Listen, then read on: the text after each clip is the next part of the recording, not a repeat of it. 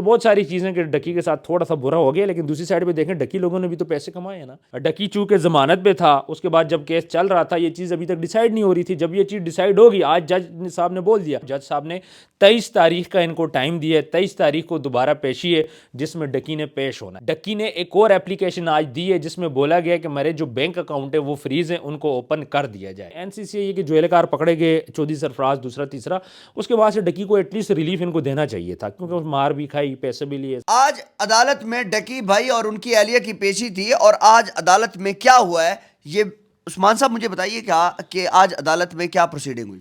اچھا، سب سے پہلے تو جو ڈکی ہے اس کے اوپر فرد جرم آج عائد ہوئی ہے، ٹھیک ہے، جس چیز کا وہ کافی ٹائم سے انتظار کر رہے تھے۔ فرد جرم یہ ہوتا ہے، مطلب اب یہ ہو گیا جی ڈکی گناہگار ہے اور یہ ریٹن فارم میں بھی آ گیا، یہ چیزیں کلیریفائی ہو گئی ہیں۔ باقی جو ابھی جب تک ہم لوگ ویڈیو بنا رہے ہیں تو این سی سی آئی اے کی ٹیم آج نہیں آئی، جس کی وجہ سے جب وہ آئیں گے پھر پتہ چلے گا کہ بھئی آگے کیا کرسپونڈنس ہوتی ہے۔ بٹ رائٹ ناؤ جج صاحب نے 23 تاریخ کا ان کو ٹائم دیا ہے، 23 تاریخ کو دوبارہ پیشی ہے جس میں ڈکی نے پیش ہونا ہے۔ اس کے علاوہ ڈکی نے ایک اور اپلیکیشن آج دی ہے جس میں بولا گیا کہ میرے جو بینک اکاؤنٹ ہے وہ فریز ہیں، ان کو اوپن کر دیا جائے۔ تو یہ دو بڑی آج موومنٹس ہوئی ہیں ان کے کیس سے ریلیٹڈ۔ اب 23 تاریخ کو ہم لوگ دیکھتے ہیں، چونکہ این سی سی آئی اے کا ریکارڈ بھی آ جائے گا تھوڑی دیر تک، اور پھر اس کی بیس پہ آگے 23 تاریخ کو جو بھی چیزیں چلیں گی وہ سامنے آ جائیں گی۔ مجھے یہ بتائیے گا کہ این سی سی اے کے وہاں پر اہلکار موجود نہیں تھے، اور یہاں پر جو ہے نا وہ ڈکی کے اوپر فرد جرم بھی عائد ہو چکی ہے، کیا ایک پارٹی نہ ہو اور دوسری پارٹی موجود ہو تو یہ فرد جرم عائد ہو سکتی ہے؟ دیکھیں یہ تو جج صاحب پہ ڈیپینڈ کرتا ہے، بالکل عائد ہو سکتی ہے۔ این سی سی آئی اے نے آج ریکارڈ پیش کرنا تھا، جس کو پھر جج صاحب ابھی ایٹ دا سیم ٹائم تو نہیں اس کو مانیٹر کر سکتے نا، وہ اس کو بعد میں پھر دیکھیں گے، اس کو پڑھیں گے، پھر اس کی بیس پہ چیزیں ڈیسائیڈ کریں گے۔ تو این سی سی آئی اے کا آج اتنا ہی کام تھا کہ ان کو کہا گیا تھا کہ آپ نے ریکارڈ پیش کرنا ہے۔ آج اگر وہ ریکارڈ پیش کر دیتے ہیں تو پھر 23 تاریخ کو جج صاحب ہو سکتا ہے کہ وہ فیصلے کی پوزیشن میں ہو، کیونکہ انہوں نے ریویو بھی تو کرنی ہوتی ہے ان چیزوں کو۔ تو اسی لیے آج ضروری نہیں تھا ان کا آنا، ڈکی پیش ضرور ہوا ہے، این سی سی آئی اے والے بعد میں بھی پیش ہو سکتے ہیں، کوئی ممانعت نہیں ہے اس چیز کی۔ یہ فرد جرم عائد ہو چکا ہے، اس کا مطلب یہ ہے کہ ڈکی اور ان کی جو اہلیہ ہیں انہوں نے یہ جرم کیا ہے۔ دیکھیں فرد جرم ہوتا ہی یہی ہے، اب تک تو یہ ہو رہا تھا کہ بھئی انہوں نے جرم کیا ہے یا انہوں نے جرم نہیں کیا۔ ڈکی چونکہ ضمانت پہ تھا، اس کے بعد جب کیس چل رہا تھا یہ چیز ابھی تک ڈیسائیڈ نہیں ہو رہی تھی۔ جب یہ چیز ڈیسائیڈ ہوگی، آج جج صاحب نے بول دیا بالکل جی آپ اس میں گلٹی ہیں، آپ کے اوپر فرد جرم عائد ہے، اب اس کی بیس پہ آپ کو سزا ہوگی یا پھر آپ کی ضمانت کینسل ہوگی، وٹ ایور جو بھی ہوگا اسی بیس پہ ہوگا۔ ریٹن فارم میں آج یہ چیز آ چکی ہے کہ بھئی ڈکی گلٹی ہے۔ اب اس کے اوپر مزید چلیں گے، پیشیاں ہوگی، پھر اس کے بعد فیصلہ آئے گا، اور این سی سی آئی کا ریکارڈ بہت امپورٹنٹ ہے، اس کی بیس پہ آگے ڈیسائیڈ ہوگا کہ کیا ان کی گرفتاری ہوتی ہے یا پھر ان کی گرفتاری نہیں ہوتی۔ مین چیز وہ ریکارڈ ہے۔ یہاں سے جج صاحب نے بول دیا ڈکی آپ جو ہو گلٹی ہو بھائی، لیکن انہوں نے مانا نہیں ہے۔ دیکھیں یہ تو سٹل نہیں مان رہے نا۔ فرد جرم کے بعد دو ہی آپشن ہوتی ہیں، آپ مانتے ہو یا پھر نہیں مانتے، لیکن ڈکی نے نہیں مان رہا۔ فرد جرم کے بعد ایک ٹرائل ہوتا ہے نا لمبا۔ نہیں، میں یہ کہہ رہا ہوں کہ آپ کے پاس آپشن ہوتی ہے، اس ٹائم بھی آپ مان سکتے ہو جی میرے اوپر یہ جو آپ نے جو فرد جرم میرے پہ جو چیزیں عائد کی ہیں میں مان لیتا ہوں، ٹھیک ہے میری ہے۔ لیکن موسٹلی یہی ہوتا ہے کہ نہیں مانا جاتا، پھر ٹرائل چلتا ہے، ٹرائل میں جا کے پھر فیصلہ ہوتا ہے، اور ٹرائل اب چلے گا ان کا اور کافی لمبا چلے گا۔ یہ نعیم وٹو صاحب نے یہ فیصلہ سنایا آج؟ جی نعیم وٹو صاحب نے کافی ٹائم سے وہ اس کیس کو دیکھ رہے ہیں۔ اچھا اب ہوتا پچھلے دنوں بائی جان سے ہوتا رہا، کبھی این سی سی آئی والے ریکارڈ نہیں دیتے تھے، کبھی جج صاحب پیچھے ایک ہفتہ ٹریننگ پہ چلے گئے تھے، اور اس کے بعد جو ایک ہفتہ ڈکی بھی مار تھا۔ تو اس سے پہلے یہی ہوتا رہا ہے، آنکھ مچولی چلتی رہی ہے۔ اب یہ ہوگا کہ آگے جو پیشیاں آئیں گی اس میں کوئی نہ کوئی رزلٹ سامنے آئے گا۔ میں یہ کہوں گا کہ ڈکی جو ہے اس کے ساتھ میں زیادتی تو خیر نہیں بولوں گا، لیکن باقی نہیں پھنسے، یہ زیادہ پھنس گیا ہے، اور اس کا بینک اکاؤنٹ بھی فریز ہے، پھر اس کے بعد ولاگ بھی ڈالتا ہے، وہ انکم بھی اس کو نہیں آ رہی۔ تو بہت ساری چیزیں کہ ڈکی کے ساتھ تھوڑا سا برا ہو گیا، لیکن دوسری سائڈ پہ دیکھیں ڈکی لوگوں نے بھی تو پیسے کمائے ہیں نا، ان گیمنگ ایپ سے ڈکی نے ٹھیک ٹھاک پیسہ کمایا ہے، اس بات میں تو کوئی شک ہی نہیں ہے۔ تو جب آپ نے دیکھیں پاکستان کے اندر جب آپ پیسہ کماتے ہو تو مسائل تو ہوتے ہیں، نظر تو اس پہ رکھی جاتی ہے۔ اب میں آپ کو بات کروں، جیسے کہا گیا جی اتنے ارب ڈکی نے 1 ارب کما لیا یا اتنے کروڑ 10 کروڑ روپے کما لیا، 8-10 کروڑ روپے بھی پاکستان کے اندر بڑی رقم ہے، کوئی مذاق نہیں ہے، لوگوں کی زندگیاں لگ جاتی ہیں۔ تو کہیں نہ کہیں انہوں نے پروموشن کی ہے، اب اس ٹائم پہ پروموشن پاکستان کے اندر بین نہیں تھی، یہ چیز ان کے فیور میں۔ اب اس چیز کو کیسے ٹیکل کرتے ہیں ان کے وکلا، یہ تو اس پہ ڈیپینڈ کرتا ہے، لیکن دوسری سائڈ پہ ایک ادارہ ہے، سمجھو اسٹیٹ ہے، تو اسٹیٹ کے خلاف تو کوئی بھی نہیں جا سکتا۔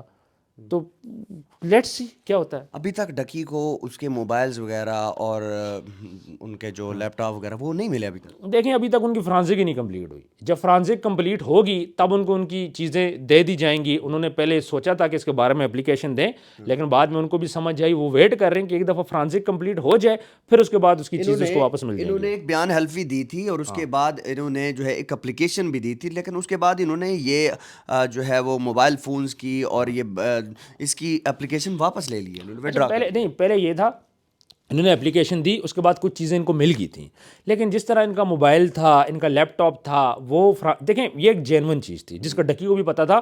وہ اپلیکیشن دے یا نہ دے, جب تک فرانزک نہیں ہوگی ان کو وہ چیز نہیں ملے گی. تو یہ انہوں نے نا بڑا اچھا میرا خیال ہے کوپریشن کیا عدالت کے ساتھ کہ انہوں نے خود ہی اپنی اپلیکیشن واپس لے لی. ٹھیک ہے فرانزک کمپلیٹ ہو جائے, اور چونکہ فرانزک کے بعد ڈکی کے حق میں چیزیں آنی ہیں. دیکھیں ڈکی نے کوئی دہشت گردی نہیں کی, ڈکی نے کوئی جرم نہیں کیا, ڈکی نے کوئی قتل نہیں کیا.